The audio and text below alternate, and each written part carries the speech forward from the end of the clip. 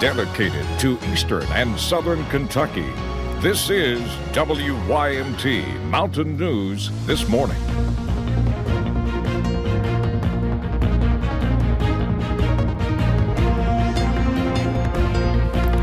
Good morning, I'm Cassidy Strickland. Happy Friday to you. Thank you so much for waking up with us this morning.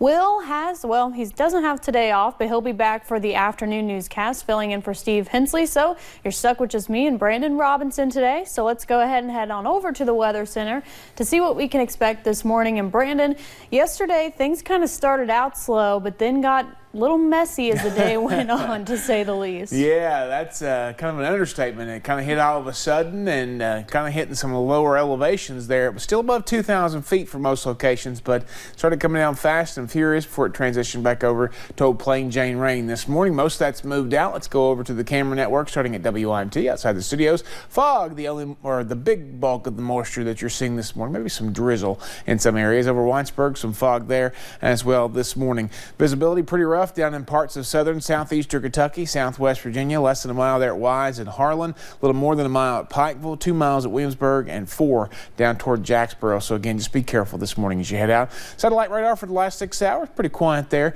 this morning as we head out the door. We're going to take a look at the live input Doppler radar, and nothing showing up there at this point. Temperatures actually going up a little bit, 40 now and across parts of the area. Only a couple of 30s left over. Moorhead and Middlesboro both at 39, Harlan at 37, Wise at 36. A little bit of wind this morning, so that's creating just a little bit of wind chill in some spots. Not too bad though. Coffee meter, normal day, not too bad going on. And then we see the day planner there, not moving a whole lot with temperatures only in the upper 30s and low 40s all day long. The rest of the forecast coming up here in just a few minutes. All right, we'll be sure to check back in with you. Thank you, Brandon. This morning, we know the name of the man wanted for the murder of an innocent bystander during a robbery. This is Philip Lee Lewis III. State police say he could be anywhere, in your neighborhood or even another state. Lewis is accused of opening fire inside the A&B Quick Stop in Knox County Wednesday. Gary Medlin tried to exit the store, and that's when he was shot and killed. WYMT's Phil Pendleton was in Knox County and has the latest on the investigation. We're still not sure if he's still in the state of Kentucky or if he's fled from the area. There's still a lot of questions into the robbery that became the tragic death of a young father in Knox County. But police say they now know the identity of the man picked up by surveillance video when they say that he robbed the A&B Quick Stop. Through our investigation, evidence from the scene, tips that's been called in. Philip Lee Lewis has ties to Michigan and Mississippi, but his connection to Kentucky is not known. He has faced charges of parole violation and burglary. If you've seen this person, if you've seen him or know of why he's here or hanging out with someone, we're asking you to contact us. Any information, would greatly appreciate that and help. Police don't think Lewis acted alone, as surveillance video also captured him getting into a car heading toward Corbin. We do know and suspect that there was a vehicle involved. However, we're unable to tell exactly what that vehicle looked like. Philip Lee Lewis is described as being somewhat skinny, about 6 feet tall, 160 pounds. He apparently has a tattoo on his right forearm and another on his left chest. He was also seen wearing a very recognizable type of tan Nike sneakers. In Knox County, Phil Pendleton, now back to you. Now, Lewis is considered a very dangerous person. We know he's 24 years old, and as we mentioned, he has ties to Mississippi and Michigan. We have started to try to figure out his criminal past in other states, and we will continue to update you as we learn more. Well, now that a suspect has been identified, family members hope they will get justice for Gary Medlin. Medlin's sister says their stepmother drove past the store where Gary was shot just 10 minutes prior. She says this kind of tragedy could have happened to anyone in the community. His family not only wants justice for Gary, but they want the community safer with a potential murderer off the streets. If they could get him, it would give us a lot of relief that maybe another family wouldn't be hurt by him. I know it's just so senseless, and that's what's been so hard about it, is that it could have been any of us that stopped. Our stepmother went through the area 10 minutes before it happened. Medlin's family says they are very thankful for the continuing support from the community and all of the tips that people have been calling into police. Funeral arrangements are still pending at this time. Across the state in Davis County, 3 people are dead and another person is recovering after a shooting. Owensboro police say they are working to figure out what exactly happened.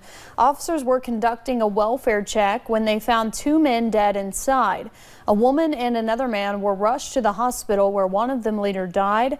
Police say 3 children were also living in the home, but they believe they were at school at the time of the shooting. Back in eastern Kentucky, once again, we now know the name of the man killed in a crash in Pikeville. Police say Jimmy Naylor died when the car he was in left the road at Bob Amos Park on Wednesday. The car hit a tree and a gas line. Naylor was 47 years old. Police still have not determined what exactly caused that crash. Parents, we have a warning for you this morning about a dangerous trend with possibly deadly results. And we first want to warn you that a picture associated with this story might be considered too disturbing for some viewers. Deputies in Mingo County, West Virginia want you to be aware of the Momo challenge. They say they have had a handful of calls from concerned parents.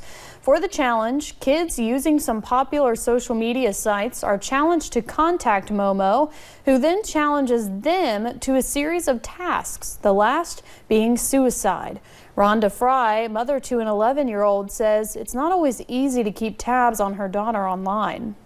It's not, because I mean you can't stand over their shoulder because you've got other things to take care of. It scared the life out of me.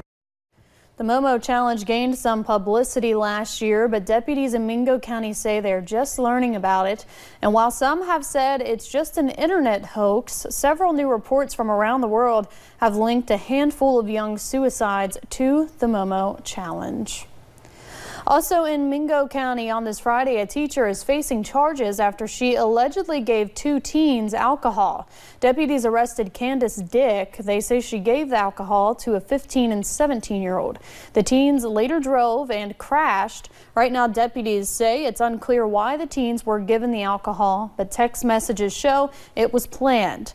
They are still waiting on blood alcohol content results. Dick was released from jail on bond. She is charged with 2 counts of delivery of alcohol to a minor and 2 counts of child neglect. In Floyd County, Prestonsburg officials say they responded to a report of a suspicious package. It happened yesterday. Officials say the package was suspicious because it was postmarked from Mexico. It was taken to Archer Park for examination, and thankfully they say it was not anything dangerous. The only thing they found inside were documents. A Harlan County mother who pleaded guilty last year to a charge of reckless homicide is now scheduled for sentencing in April. A judge pushed back the sentencing for Sierra Foster yesterday. She initially faced a murder charge. Foster also pleaded guilty to a host of other charges, including criminal abuse. In December of 2016, police say they found Foster under the influence, unable to care for her child. They found her son dead. The guilty plea calls for a 4-year sentence. And a proposed battery manufacturing plant in Pike County is delayed for at least 1 year. The Lexington Herald-Leader reports Interblue discovered problems at the construction site. The company's CEO says it would cost $30 million in soil work to fix the issues, a price he said the project could not withstand. Interblue announced it planned to build a $372 million plant in Pikeville back in 2017. The late Jim Muggins Bennett is honored in Harlan County, and many know him there because of his work with the Tri-City Empty Stocking Fund. So a small group of family and friends, including his wife Naomi, gathered at Blair Park to pay tribute to him yesterday. A bridge near his home now has a sign bearing his name. Bennett also served his country in the military. He sadly died in 2017. Coming up on Mountain News this morning, if you're thinking about heading to the movies this weekend, we will take a look at a film that you may want to see.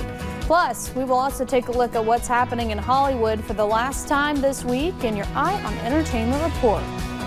After a fairly quiet Friday, the weather pattern will get really active this weekend with several threats in play. I'll break them down for you in about 3 minutes.